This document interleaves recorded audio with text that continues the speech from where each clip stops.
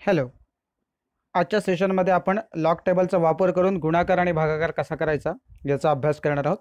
तर सुरुवातीला आपण हे पहिलं गणित बघतोय ज्याच्यामध्ये हा गुणाकार आहे 17.93 गुणिले 246.7 17.93 इंटू 246.7 युजिंग लॉग टेबल आपल्याला हे कॅल्क्युलेट करायचं आहे.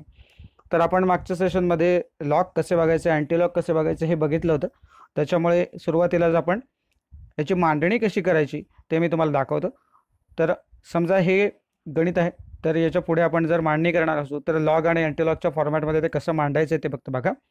Is equal to antilog of log 17.93 plus log 246.7. इथे आपण काय केलंय, ज्या वेळेला गुणाकार असेल त्यावेळेला आपण लॉगची काय करणार आहोत, बेरीज करणार आहोत, आणि ज्या वेळेला भागाकार करायचा असेल त्यावेळेला आपण इथे लॉगची वजाबाकी करणार आहोत. तर इथे आताची कंडिशन बघा काय करायचे. तर ज्या दोन संख्यांचा गुणाकार आहे त्यांचे लॉग घ्यायचे. लॉग घेतल्यानंतर त्या आलेल्या उत्तरांची बेरीज करायची आणि मग त्या उत्तराचा पुन्हा त्या बेरजेचा अँटीलॉग बघायचा आहे आणि मग आपल्याला मिळेल तो म्हणजे या दोन संख्यांचा गुणाकार. तर आपल्याला माहिती आहे की कॅरेक्टरिस्टिक आणि मॅन्टिसचा विषय जो गेल्या सेशनमध्ये आपण बघितला होता, त्याच्यामुळे आपण याची कॅरेक्टरिस्टिक लिहू शकतो. बघा, ही 2 अंकी संख्या दिसते आपल्याला, 2 अंकानंतर डेसिमल पॉईंट आहे आणि आपण शिकलोय 2 अंकी संख्या असेल तर कॅरेक्टरिस्टिक किती असणार आहे, 1 असणार आहे. आणि इथे 3 अंकी संख्या दिसते, डेसिमल 3 अंकानंतर दिलेला आहे पॉईंट, त्यामुळे याची कॅरेक्टरिस्टिक किती असणार आहे, 2 असणार आहे. सो लॉग टेबलकडे जाण्यापूर्वी आपण हे इथे लिहू शकतो या पद्धतीने, अँटीलॉग 1 पॉईंट. आणि पुढे जो काही आपण बघणार आहोत मॅन्टिसचा 17चा 9 आणि 3 मध्ये, तो आपण यथावकाश बघूच. आणि ही 3 अंकी संख्या म्हणून इथे 2 पॉईंट आधीच आपण लिहून ठेवले. आता आपण सुरुवातीला काय करणार आहोत, 17.93चा जो लॉग आहे तो आपण लॉग टेबलमध्ये जाऊन बघूया. सो 17.93. सो बघा, हा 17च्या लाईनमध्ये आपल्याला 9 मध्ये जायचं आहे. 9 मध्ये बघा 25 29 आणि पुढे 3 मध्ये किती आहे, 7 आहे, म्हणजेच 25 36 होईल. आणि मग 25 36 जो आहे तो अंक आपल्याला इथे लिहिता आहे. सो आपण इथे लिहून टाकलं आहे 1.2536. तसंच आता आपल्याला काय करायचं आहे बघा, इथे 246.7 आपण कॅरेक्टरिस्टिक ठरवून झाली, ती आहे 2. आणि आता डेसिमल पॉईंट इग्नोर करून आपण हे 4 अंक बघणार, म्हणजे काय बघणार आहोत, 24चा 6 मध्ये आणि मीन डिफरन्स 7 मध्ये. सो बघूया 24चा 6 7. ठीक आहे. सो टेबलकडे जाऊया. 24चा 6 मध्ये बघा 3909 आणि इथेच 7 मध्ये आहे 12, म्हणजे 12 आणि 9 म्हणजे 21, 39 21. सो आपल्याला उत्तर मिळालं आहे, मॅन्टिसचा मिळाला आहे 39 21. सो आपण इथे हा फिलअप करून टाकला आहे. आता काय करावं लागेल, याची आपल्याला बेरीज करावी लागेल. सो 6 अधिक 1 7 वगैरे या पद्धतीने तुम्ही ते करून बघू शकता. सो डायरेक्ट उत्तर सांगतोय तुम्हाला किती येतं बघा, अँटीलॉग ऑफ 3.6457. सो 64 57 असं आपल्यासमोर ते आलेलं आहे. मग आता आपल्याला काय करावं लागेल बघा, 64 57 जो आहे तो आपल्याला इथे चेक करावा लागेल. सो आता आपल्याला अँटीलॉगचं टेबल मात्र उघडावं लागेल, हे लक्षात घ्या. आतापर्यंत आपण जे बघितलेले लॉग बघितले, आता आपण अँटीलॉगच्या त्या पानावर जाणार आहोत आणि 64चा 57 मध्ये बघणार आहोत. ओके. सो बघूया 64चा 5 मध्ये बघा किती आहे, 64च्या 5च्या लाईनमध्ये बघा 44 16 आणि 7च्या लाईनमध्ये 7च आहे, बरोबर आहे. म्हणजे 5च्या लाईनमध्ये 16 आणि 7 म्हणजे 44, 16 आणि 7 23, 44 23 असं आपल्याला उत्तर या ठिकाणी मिळालेलं आहे. सो 44 23 हे मिळालेलं आहे. आता आपण डेसिमल पॉईंट कुठे द्यायचा याचा विचार करतोय. सो आपल्याला माहिती आहे ज्या वेळेला 4 अंकी संख्या असते तेव्हा कॅरेक्टरिस्टिक किती असते, 3 असते. मग या उलट आपण असं म्हणू शकतो, जेव्हा कॅरेक्टरिस्टिक 3 असते तेव्हा 4 अंकानंतर दशांश चिन्ह असतं. म्हणजे डेफिनेटली आपल्याला पॉईंट कुठे द्यावा लागेल, हा या 4 अंकानंतर म्हणजे 23 नंतर आपल्याला इथे 3 नंतर आपल्याला डेसिमल पॉईंट द्यावा लागेल. आणि मग आपण हे 44 23.0 असं उत्तर कॅल्क्युलेट केलेलं आहे. जर सर्वसाधारणपणे जर तुम्ही कॅल्क्युलेशन हे केलं, हे 17.93 आहेत, हे समजा आपण 18 पकडले आणि हे 246.7 याचं जे उत्तर आहे हा जो अंक आहे तो राऊंड फिगरमध्ये समजा आपण 250 घेतला तर सर्वसाधारणपणे 4450च्या आसपास तुमचं उत्तर येईल. आणि आपल्याला माहिती आहे आपण हे राऊंड फिगरमध्ये बघतोय कशासाठी मी म्हणतो हे, तर तुम्ही हे टॅली करू शकता की हे तुम्ही जे उत्तर काढता हे बरोबर आहे. म्हणजे अंदाज असू शकतो तुम्हाला की या कॅल्क्युलेशनचा आन्सर साधारण किती येईल. म्हणजे हा 18 आणि हा जर 250 असता तर हे कॅल्क्युलेशन तर तुम्ही इझिली करू शकता. सो 18चा पाढा पण तुम्हाला येतो, टेबल येतं 18चं. त्यामुळे 18 18 इंटू 250 हे जर आन्सर तुम्ही चेक केलं तर साधारणपणे ते 4450च्या आसपास कुठेतरी जाईल किंवा 4500. म्हणजे तुम्हाला लक्षात येईल की ती 4 अंकी संख्या आहे आणि साधारण किती येते ती. तर म्हणजे तुम्ही इथे हे व्हेरीफाय करू शकता की सर्वसाधारणपणे हे एक्झॅक्ट येणार नाही, कारण आपल्याला माहिती आहे की आपण हे फक्त 4 डिजिटपर्यंतच घेऊ शकतो. त्याच्यामुळे एक्झॅक्ट हे आन्सर नसणार आहे, कारण हे जर तुम्ही कॅल्क्युलेटरवर केला तर याच्यापेक्षा थोडंसं ते वेगळं मिळणार आहे डेफिनेटली, कारण इथे आपल्याला लिमिटेशन आहेत. आपण हे 4 डिजिटपर्यंतच घेऊ शकतो. सो गुणाकाराच्या वेळेला आपण काय करतोय, लॉगची बेरीज करतोय. दोन्ही संख्यांचे लॉग बघायचे, त्यांची बेरीज करायची आणि मग आलेल्या उत्तराचा आपण काय करणार आहोत, अँटीलॉग घेणार आहोत. अँटीलॉग घेत असताना आपण काय करतो बघा, डेसिमल नंतरचे 4 अंक घेतो आणि मग कॅरेक्टरिस्टिकवरून आपण डेसिमल पॉईंट ठरवतो. हे लक्षात घ्या, बरोबर आहे ना. आणि लॉग टेबलच्या वेळेला काय करतो आपण, लॉग बघताना काय करतो तर किती अंकी संख्या आहे त्याच्यातून एक मायनस करतो आणि कॅरेक्टरिस्टिक ठरवतो आणि त्यानंतर डेसिमल पॉईंट इग्नोर करून ते सगळेचे सगळे 4 अंक घेतलेले आहेत. अँटीलॉगमध्ये डेसिमल नंतरचे 4 अंक आहेत, हे लक्षात घ्या. सो हा कन्सेप्ट तुमच्या पुन्हा एकदा डोक्यात फिट करून टाका, जेणेकरून पुढे कधी न्यूमरिकल सोडवताना याचा प्रॉब्लेम येणार नाही. सो दुसरं एक्झाम्पल बघूया, ज्याच्यामध्ये आपल्याला भागाकार करायचं आहे. Calculate 0.02 divided by 2.12 using log table. So log टेबलने आपल्याला हा भागाकार करायचा आहे. आणि मगाशी मी तुम्हाला म्हटलं की ज्यावेळेला गुणाकार असेल तेव्हा लॉगची बेरीज आणि ज्यावेळेला भागाकार असेल तेव्हा लॉगची काय करायची आहे, वजाबाकी करायची आहे. सो आपल्याला माहिती आहे त्या प्रोसिजरने आपण हे सरळ मांडून घेऊया. Is equal to antilog of log 0.02 minus log 2.12. आता आपल्याला काय करायचं आहे, पहिल्यांदा हा कौस सोडवायचा आहे. म्हणजे आपल्याला पहिल्यांदा लॉग बघायचा आहे दोघांचाही. सो लॉग बघताना सुरुवातीला पहिली कंडिशन, लॉग टेबल उघडण्याच्या आधी आपण काय करणार आहोत तर याची कॅरेक्टरिस्टिक जी आहे ती ठरवणार आहोत. सो संख्या जर 1 पेक्षा लहान असेल तर आपण काय करतो, डेसिमल पॉईंट नंतरच्या शून्यांची संख्या किती आहे ती बघतो आणि त्याच्यामध्ये 1 मिळून त्याच्या डोक्यावरती बार चिन्ह देतो.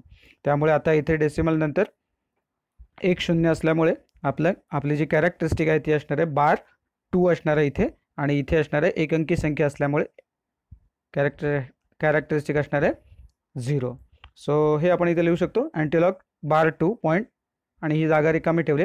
आपल्याला मॅट्रिक्स चेक करायचं आहे आणि 2.12 त्याच्यासाठी आपण कॅरेक्टरिस्टिकली 0 आणि ऑब्वियसली आता आपल्याला त्याचा मॅट्रिक्सचा बघायचा आहे. तर मॅट्रिक्सचा बघूया.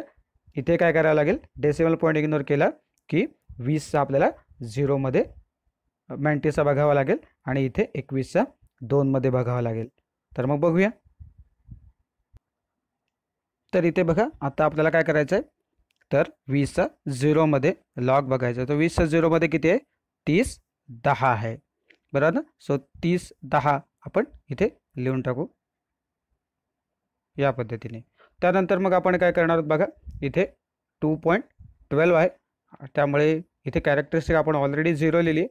तर डेसिमल पॉईंट इग्नोर करून आता आपल्यासमोर किती आहे, तर 212 आहे. म्हणजेच आपल्याकडे आपण जेव्हा हे लिहायला जाऊ त्यावेळेला 21चा 2मध्ये बघायचा, मेन डिफरन्स आपल्याला बघावा लागणार नाही. सर लॉग टेबलमध्ये परत एकदा जाऊया. लॉग बघायचं आहे, 21चा 2मध्ये किती दिसतो आपल्याला, 32 63 दिसतो आहे. सो 32 63 हा अंक आपल्याला इथे लिहिता येईल.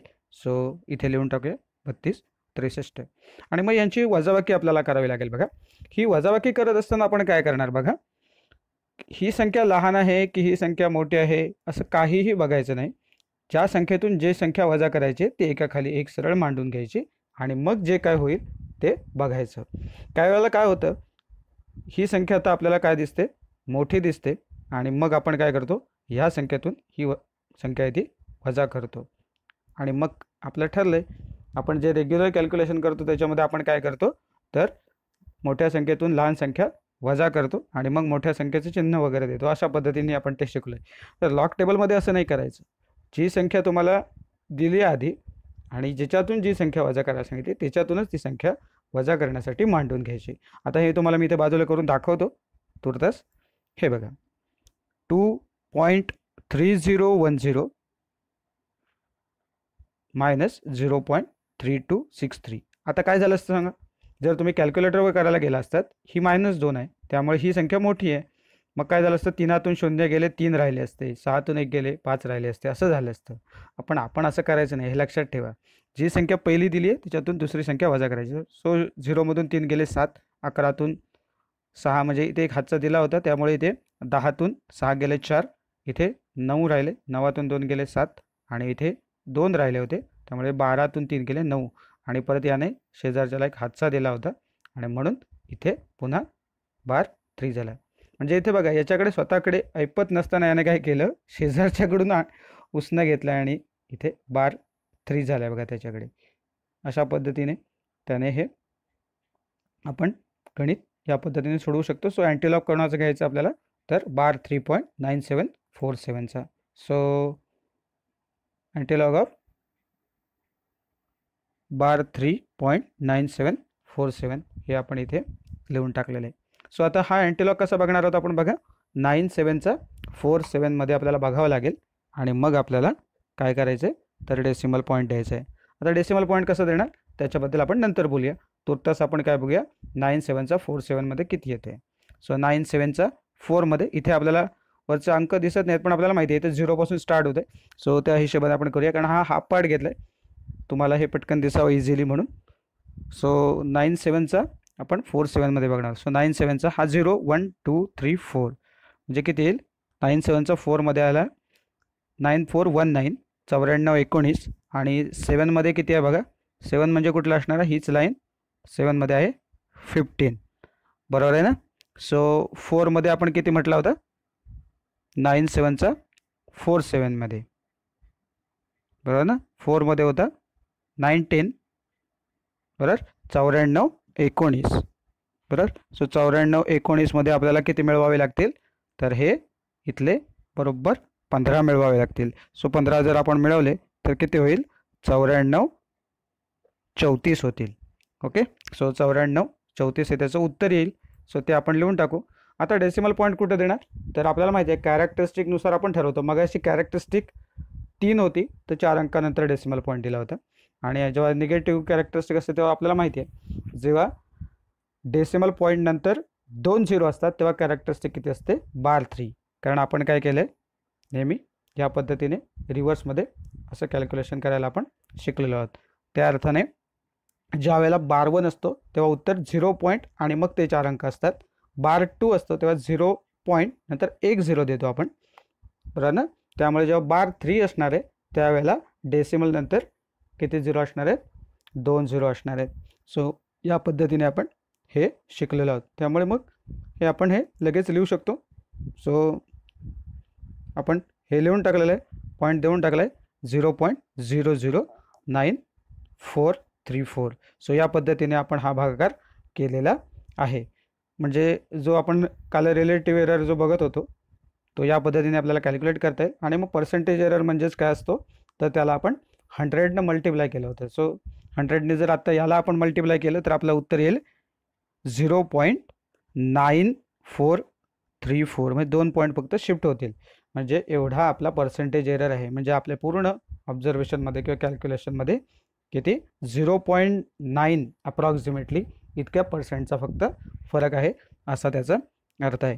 सो आज आपण गुणाकार आणि भागाकार या दोन्ही पद्धती अभ्यासल्या लॉग टेबलच्या सहाय्यानं. तर पुन्हा काही याच्यामध्ये अडचण आली तर नक्की मला कमेंट बॉक्समध्ये सांगा. आपण त्या पद्धतीने वेगळ्या प्रकारचं जर काय न्यूमेरिकल सोडवून बघायचं असेल लॉग टेबलच्या सहाय्याने तर आपण नक्की तुम्हाला सोडवून दाखवू.